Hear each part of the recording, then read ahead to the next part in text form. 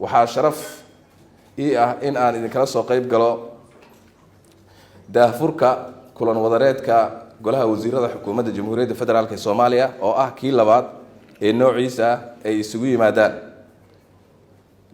si ay isula lafaguraan una wadaagaan hawlaha mudnaanta u leh qaranka iyo hab loo xoojin karo wada shaqaynta wasaaradaha iyo hay'adaha kala duwan ee xukuumadda si loo fuliyo baahiyaha bulshadu u qabto adeegyada dawladda waxaa laga maarmaan ah in ay hay'adaha dawliga ah iyo wasaaraduhu isku faham ka yihiin si dhowna u wada shaqeeyaan mudanayaal iyo marwooyin ujeedooyinka ugu waaweyn ee loo qabtay kulan wadareedka waxay yihiin kow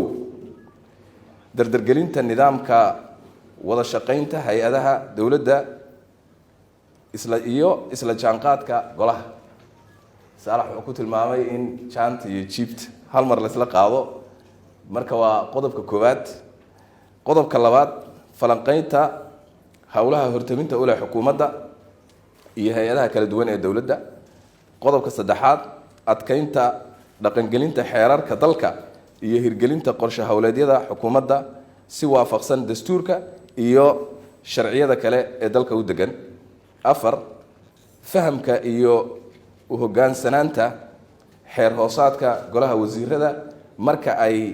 waajibaadkooda goluhu gudanayaan shan dhowrista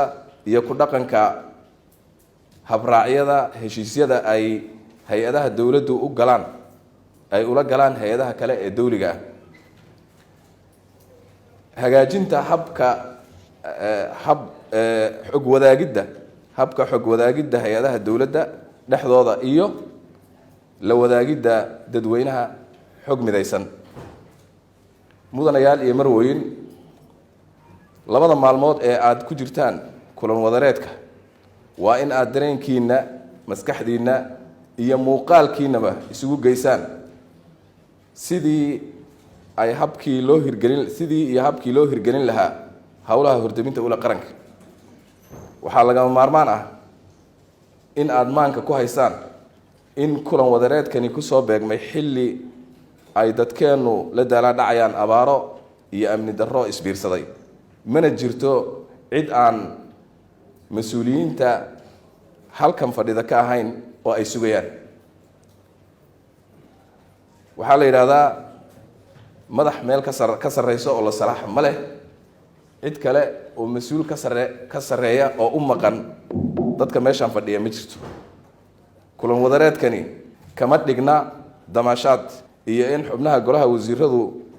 jawi bedelasho ku jiraan sawirana wadagelayaan sheekaysanayaan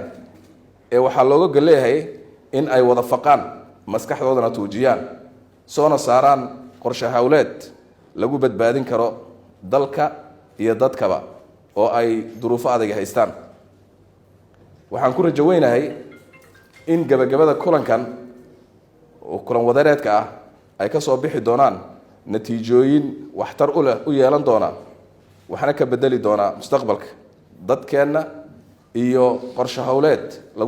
lagu samata bixin doono shacabkeenna tabaalaysan waxaan idinku adkaynayaa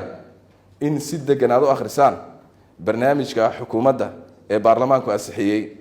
isla markaana aad ka soo dhalaashaan qotominta iyo adkaynta tiirarka ku xusan ee udub dhaxaadka u ah dawlad dhiska Soomaaliya waad mahadsantihiin kulan wadareedkuna waa inoo furan yahay wassalaamu calaykum waraxmatullaahi wabarakaatuh